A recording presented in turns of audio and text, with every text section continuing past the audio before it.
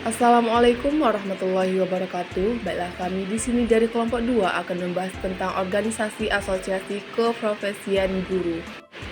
Adapun anggota kelompoknya, yang pertama itu ada Bayu Zikri Saputra, yang kedua ada Dini Aryani, yang ketiga ada Evi Riliadi Widevara, yang keempat ada Muhammad Ali Wijaya, yang kelima ada Syahrul Ramadan. Warahmatullahi wabarakatuh. Perkenalkan, nama saya Muhammad Ali Yusrigar. Saya akan mempresentasikan mengenai materi pertama, yaitu eksistensi organisasi asosiasi profesi guru, di mana kelahiran suatu organisasi asosiasi keprofesian tidak terlepas dari perkembangan jenis bidang pekerjaan yang bersangkutan, karena organisasi tersebut pada dasarnya dan lazimnya dapat terbentuk atas prakarsa dari para pengembangan bidang pekerjaan tadi. Akan tetapi pada umumnya berlatar belakang solidaritas, diantaranya adalah yang pertama secara intrinsik, di mana pengembangan bidang pekerjaan yang bersangkutan atas dasar dorongan dari dalam diri mereka sendiri. Motif intrinsik pada umumnya bertalian erat dengan permasalahan nasib, dalam artian kesadaran atas kebutuhan untuk berkehidupan secara layak dengan sesuai bidang pekerjaan yang diembannya, baik secara sosial, psikologis maupun secara ekonomis serta kultural. Yang kedua yaitu secara ekstrinsik, di mana motif ekstrinsik pada umumnya terdorong oleh tuntutan dari luar atau masyarakat pengguna jasanya, adanya persaingan serta pengembangan atau perubahan dalam dunia kerjanya seirama dengan perkembangan ilmu pengetahuan dan teknologi. Nah, untuk mensukseskan tersebut tentu ada beberapa tantangan organisasi profesi ini, tidak terlepas dari bagaimana usaha LPTK dalam mempersiapkan tenaga guru. Adapun yang menjadi organisasi pendidikan profesi guru di Indonesia, yaitu seperti PGRI, MGMP, KKG, dan IWSP. Yang pertama itu mengenai PGRI. PGRI adalah Persatuan Guru Republik Indonesia, dibentuk pada tanggal 25 November 1945 setelah 100 hari dari proklamasi kemerdekaan Indonesia. Cikal bakal organisasi PGRI adalah diawali dengan nama Persatuan Guru Hindia Belanda atau PGHB tahun 1912. Nah, kemudian merubah namanya menjadi Persatuan Guru Indonesia atau PGI tahun 1932. Pada saat didirikannya, setelah 100 hari dari proklamasi kemerdekaan Indonesia, cikal bakal organisasi PGRI adalah diawali dengan nama Persatuan Guru Hindia Belanda atau PGHB tahun 1912. Nah, kemudian merubah namanya menjadi Persatuan Guru Indonesia atau PGI tahun 1932. Pada saat didirikannya, organisasi ini di samping memiliki misi profesi juga ada 3 misi. Yang pertama adalah misi politis ideologis, yang kedua itu misi peraturan organisasi, dan misi ketiga adalah misi kesejahteraan. Yang kedua ada MGMP, yaitu Musyawarah Guru Mata Pelajaran. Ini didirikan atas anjuran pejabat-pejabat Departemen Pendidikan Nasional. Organisasi ini bertujuan untuk meningkatkan mutu dan profesionalis dari guru dalam berkelompok masing-masing. Yang ketiga ada KKG, Kelompok Kerja Guru. Sebagai kelompok kerja, seluruh guru dalam suatu gugus pada tahap pelaksanaannya dapat dibagi ke dalam kelompok kerja guru yang lebih kecil, yaitu kelompok kerja guru berdasarkan jenjang kelas dan kelompok kerja guru berdasarkan atas mata pelajarannya. Yang keempat adalah ISPI. ISPI adalah Ikatan Sarjana Pendidikan Indonesia yang dibentuk pada pertengahan tahun 1960-an. Pada awalnya profesi kependidikan ini bersifat regional karena berbagi hal menyangkut komunikasi atas anggotanya.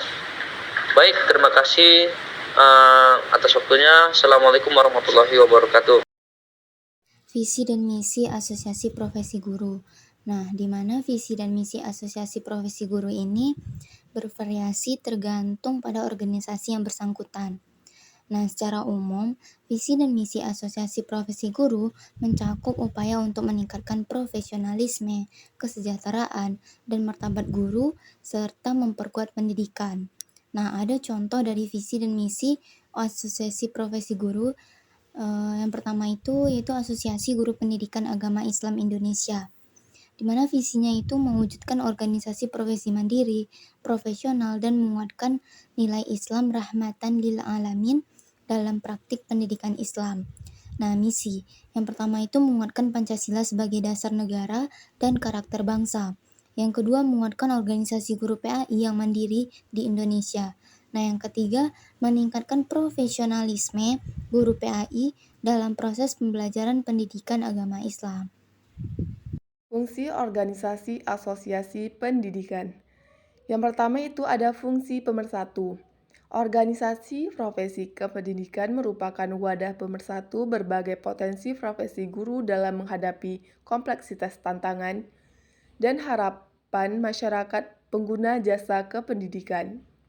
Dengan adanya mempersatu potensi tersebut, diharapkan organisasi profesi kependidikan memiliki kewibawaan dan kekuatan dalam menentukan kebijakan dan melakukan tindakan bersama, yaitu untuk melindungi dan memperjuangkan kepentingan para pengembang profesi kependidikan dan kepentingan masyarakat pengguna jasa profesi kependidikan.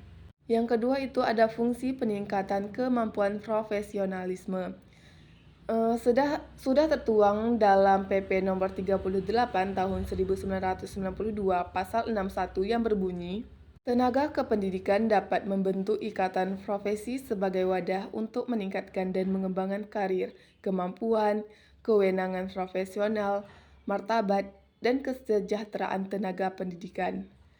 Peraturan pemerintah ini menunjukkan bahwa adanya legalitas formal yang secara tersirat mewajibkan anggota profesi kependidikan untuk selalu meningkatkan kemampuan profesionalismenya melalui organisasi atau ikatan profesi kependidikan.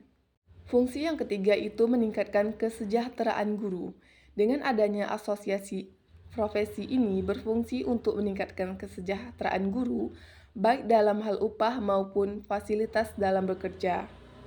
Yang keempat itu ada mempertahankan hak-hak guru.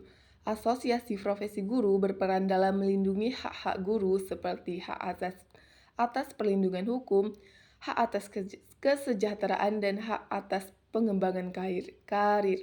Yang kelima itu membangun solidaritas antar guru. Asosiasi profesi guru juga berfungsi sebagai pemersatu guru dengan visi dan misi yang sama. Mereka juga menjadi media untuk berbagi pengalaman, pengetahuan, dan wawasan bagi guru itu sendiri. Baik, selanjutnya yaitu tujuan organisasi asosiasi profesi guru. Tujuan organisasi asosiasi profesi guru ada 3. Yang pertama yaitu mengembangkan dan meningkatkan kemampuan profesional dan kompetensi guru.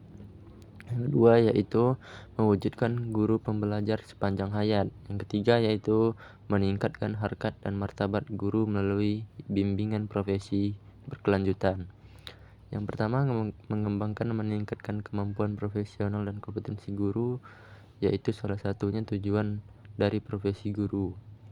Guru perlu terus mengembangkan diri agar dapat mengikuti perkembangan teknologi dan informasi yang semakin pesat dan berkembangannya.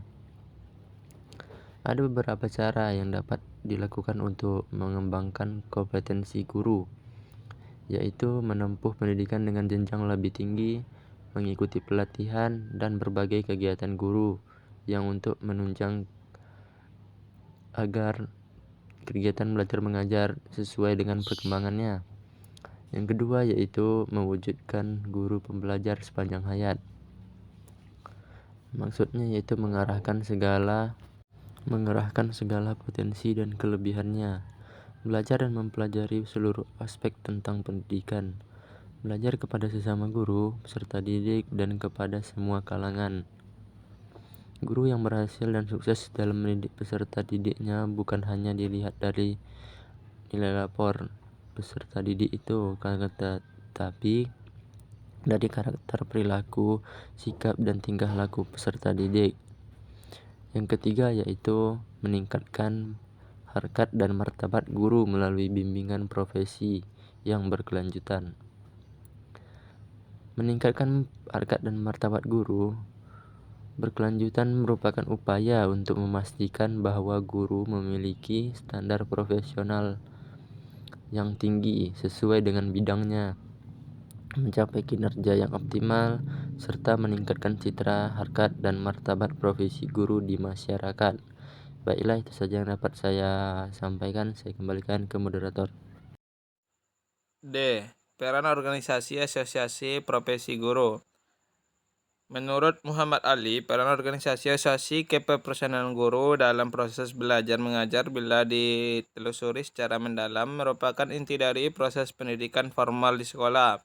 Di dalamnya terjadi interaksi antara berbagai komponen-komponen, yaitu guru, isi atau materi pembelajaran, siswa. Interaksi antara ketiga komponen utama melibatkan sarana dan prasarana seperti metode, media, dan penataan lingkungan belajar. Yang pertama ada merencanakan proses asosiasi guru. Yang pertama ada tujuan dan atau kehendak yang dicapai. Selanjutnya bahan pembelajaran yang dapat mengantarkan siswa mencapai tujuan.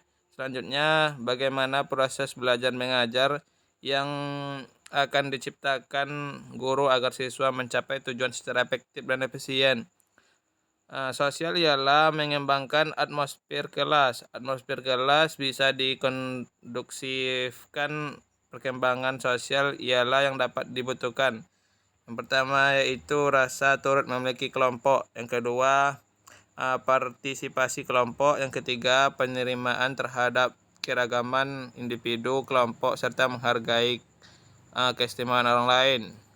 Yang kedua, menurut Muhammad Ali mempunyai fungsi membantu siswa memelihara minat dan antusias dalam melaksanakan tugas belajar. Sosial dan juga karakter, walaupun secara terorganisasi keempat jenis bimbingan itu dapat dibedakan dan dapat dipilah-pilih secara tegas. Yang pertama, bimbingan belajar. Diarahkan kepada bimbingan belajar untuk upaya membantu peserta didik mempelajari konsep dan keterampilan dengan program kurikuler sekolah. Selanjutnya, bimbingan pribadi. Terfokus kepada upaya membantu peserta didik mengembangkan aspek-aspek kepribadian yang menyangkut paham dari lingkungan. Yang ketiga, bimbingan sosial. Bimbingan sosial diarahkan kepada upaya membantu peserta didik mengembangkan keterampilan sosial atau keterampilan berinteraksi dalam bermasyarakat atau berkelompok. Yang terakhir, bimbingan karir. Bimbingan karir diarahkan untuk membutuhkan kesadaran, menumbuhkan pemahaman peserta didik akan ragam kegiatan dan pekerjaan di dunia sekitarnya. Sekian dari saya, terima kasih.